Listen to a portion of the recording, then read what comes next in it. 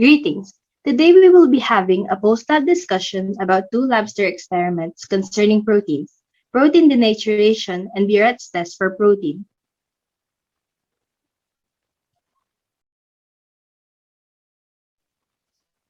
This is Group 4 who will be with us today to present the simulations. Alejandro, Aying, Bernas, Glory, Varias, and Villanueva. And for the first labster experiment entitled Protein Denaturation, here are the objectives. Understand what protein denaturation is, understand how interactions between side groups influence the protein structure, understand the chemical causes of protein denaturation, understand the physical causes of protein denaturation, remember the steps involved in protein denaturation, understand the results of protein denaturation and how food texture changes as a result of it, and understand how biotechnology is used in daily life. Proteins are polymers that are assembled from amino acid monomers that have been linked together. Each amino acid contains an amino group and a carboxylic acid group. It is the presence of these two functional groups that enables amino acids to link together. An amino acid can have any number of carbon atoms separating the two functional groups, but of particular interest are the alpha amino acids, in which the two functional groups are separated by exactly one carbon atom. Amino acids are coupled together by amide linkages, also called peptide bonds.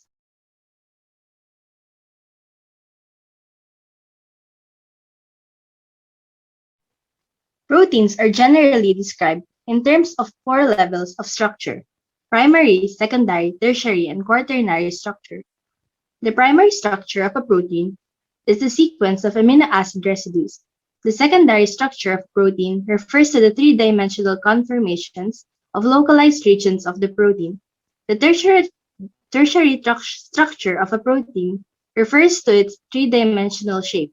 The intramolecular forces holding a typical protein in its folded shape are relatively weak, and under conditions of mild heating, a protein can unfold in a process called denaturation. A quaternary structure arises when a protein consists of two or more folded polypeptide chains, called subunits, that aggregate to form one protein complex. For the first question, where is the secondary structure known as alpha helix within this tertiary structure? It's depicted in yellow. An alpha helix structure is a protein secondary structure in which a single protein chain adopts a shape that resembles a coiled spring, with the coil configuration maintained by hydrogen bonds. It is the hydrogen bonds between every fourth amino acid. We proceed by adding chemical agents to the beakers presented. One beaker contains ovalbumin solution and the other one distilled water, which will be used as the negative control. The first chemical is acetic acid. After adding a drop of acetic acid, we can see the lumps formed in the solution. The acid allowed the denaturation and coagulation of the present protein in the solution. What do you expect would happen to the distilled water?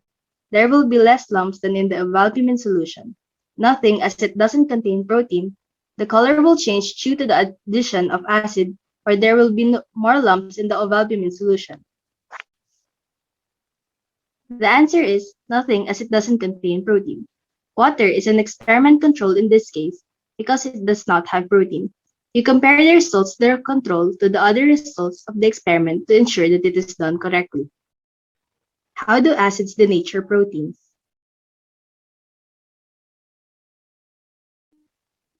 They modify the pH, disrupting the salt bridges.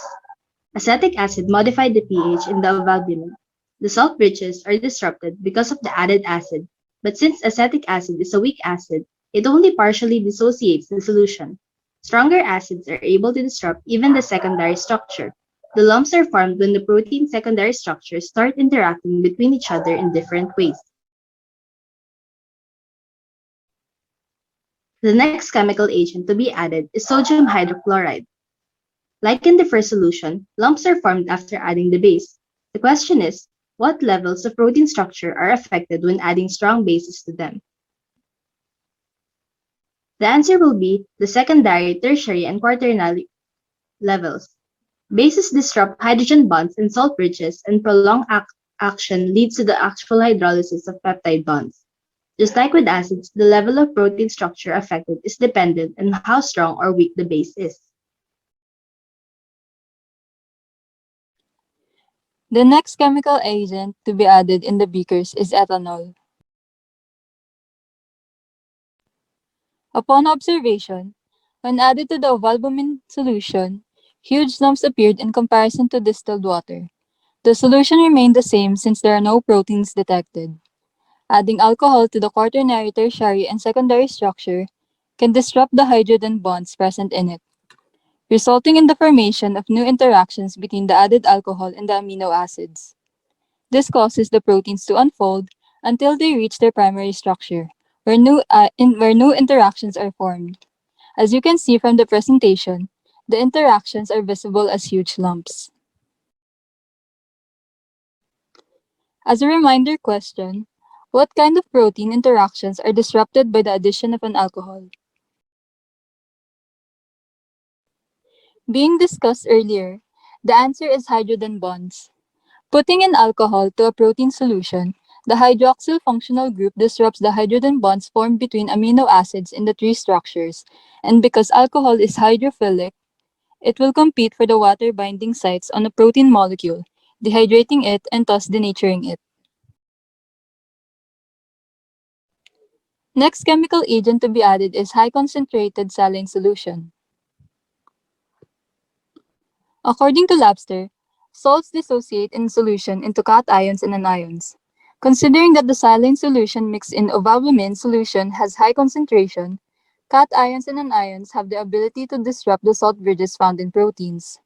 They connect the atoms that were previously forming salt bridges which then produces new interactions between secondary structures that are visible now as lumps in the ovalbumin solution, and just like in ethanol, when the saline solution is mixed with distilled water, it remains the same, indicating that no proteins can be found.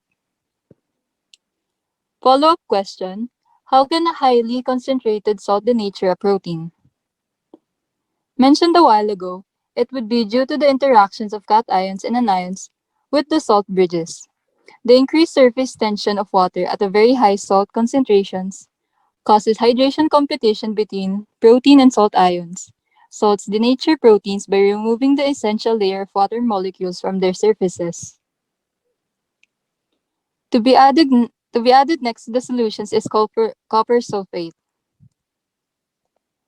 Because metals can form strong bonds with protein disulfide groups, they disrupt both disulfide and salt bridges.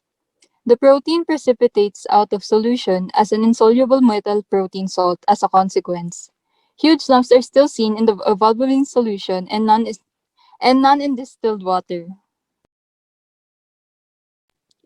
Another reminder question: what kind of protein interactions are disrupted by the addition of metals? The answer is disulfide bonds. According to the theory tab, heavy metals that interact with proteins are typically found as salts. That being the case, they can interact with the salt bridges that connect amino acids. Heavy metals, on the other hand, may disrupt disulfide bonds due to their high affinity and attraction to for sulfur. The last chemical agent to be added is low concentrated saline solution. As mentioned earlier, salts dissociate in solution into cations and anions. This, these cations and anions could disrupt the salt bridges connecting amino acids and denature the ovalbumin.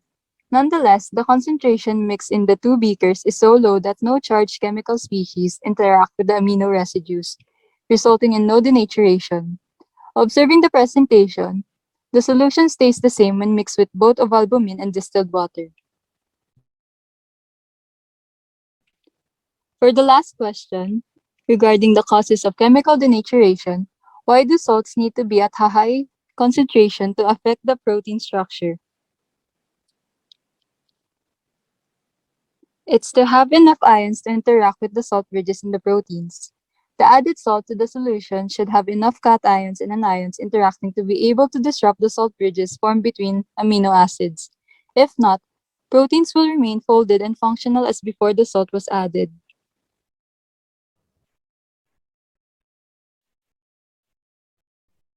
Now let's proceed with the next question. What is protein coagulation? The answer is the formation of new interactions among tenured proteins. Amino acids form different chains, start to interact, forming new protein interactions, which make ovalbumin lose its function and also change their texture.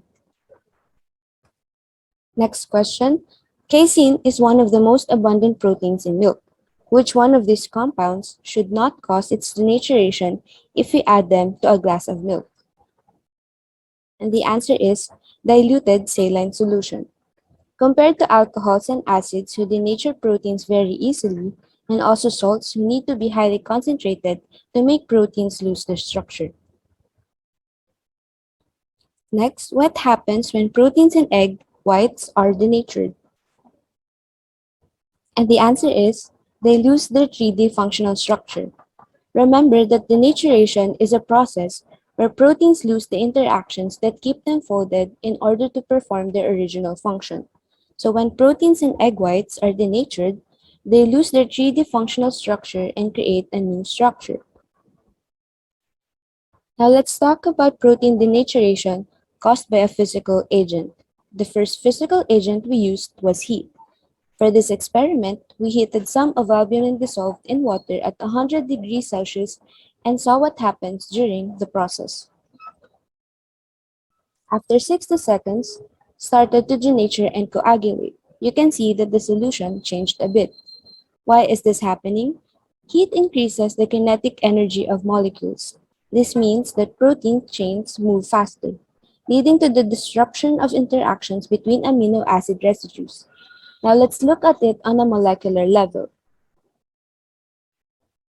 First, here we can see different ovalbumin molecules at 100 degrees Celsius with their subunits colored. Second, in the experiment, the heat increases the kinetic energy of the molecules, which leads to the disruption of the interaction that holds the subunit together. Third, while the temperature rises, the increase in the kinetic energy eventually disrupts those interactions in the tertiary and secondary structure. Fourth, this leads to the total unfolding of the protein, which makes the polypeptide chain totally open to the environment. And the last picture shows amino acids from different chains start to interact, forming new protein interactions, which makes ovalbumin lose its function and also change their texture, or this is also known as coagulation. Now let's proceed with the next question. What happens when you fry an egg? And the answer is, denatured proteins form new interactions. So when we fry an egg, proteins in the egg whites are denatured due to their contact with a hot surface. Heat increases the kinetic energy of the proteins and interactions between structures are lost and new ones are formed. This leads to once again protein coagulation, which changes egg white texture and color. That is why the egg white is yellowish and liquid in its raw state, while white and solid when it is fried or boiled.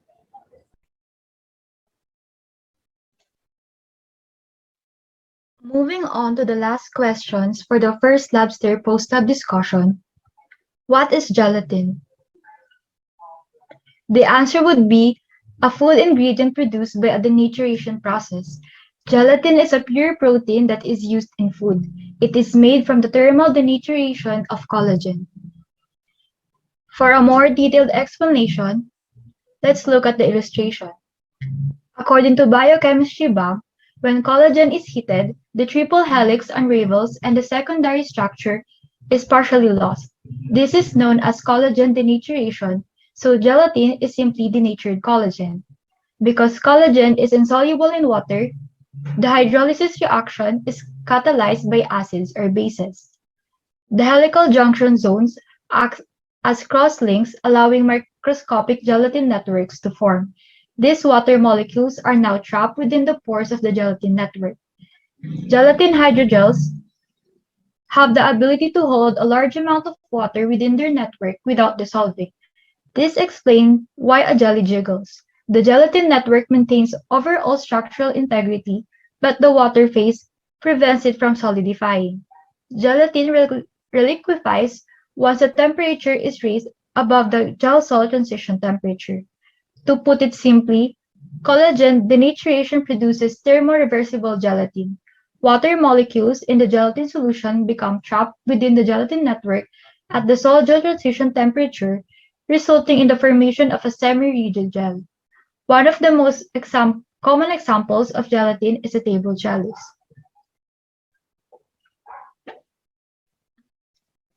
Which of these is not a food that contains gelatin? A. Table jellies. B. Cookies. C. Aspic. D. Dried soups. The answer would be cookies. Table jellies are a well-known example of gelatin, as mentioned in the first answer. Gelatin is also used to change the texture of various meals, such as aspic, where it adds flavor to the meat products and gives the product a pleasing shiny appearance once it has solidified. It also can be used to increase the viscosity of dried soups. Therefore, cookies are the only ones that don't contain gelatin. The addition of mechanical forces to proteins is the last physical cause of protein denaturation. This includes any fast and continuous forces such as agitation or stirring, which are common in everyday cooking. The principle of using mechanical forces to denature proteins is similar to that of using heat. Increasing the kinetic energy leads to the breakdown of most quaternary, tertiary, and secondary interaction structures. Mechanical forces are used to accelerate the process of protein denaturation caused by chemical agents. An example of this is the illustration below, which is whisking the egg whites in a natural way using the beater to denature an ovalbumin solution. For the third question, imagine that we vortex the tubes after adding citric acid to some egg whites. What would happen? Less lumps would have formed, nothing would happen, more lumps would have formed in less time, or no lumps would have formed. The answer would be more lumps would have formed in less time. Proteins are denatured by the addition of acids as well as the mechanical forces as previously stated. As a result, proteins will denature faster, and those newly formed interactions will be more visible and earlier than adding only acid. Lastly, what would happen if you whisk some egg whites in a copper bowl instead of a crystal or plastic one? The answer would be the copper ions will stabilize already denatured proteins from egg whites. The bowl being used to whip egg whites makes a difference. Copper bowls produce a yellowish creamy foam that is harder to overbeat than the foam produced using glass or stainless steel bowls. When air is whisked into egg whites, the mechanical action denatures the proteins in the whites. The nature proteins coagulate, stiffening the foam and stabilizing the air bubbles. If the foam is overbeaten in a non-copper bowl, the proteins become completely denatured and coagulate into clumps, resulting in overbeaten whites that are frequently discarded. Furthermore, metals denature proteins by binding to disulfide groups and disrupting salt bridges. Because of the stirring, copper ions will be released from the bowl and will interact with the already denatured proteins, stabilizing the new product.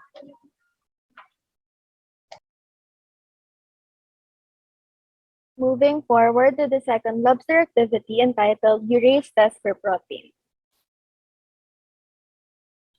For this lobster simulation learning objective, we are to define and classify primary, secondary, tertiary, and quaternary structures of protein, as well as understand how these protein structures are related to each other.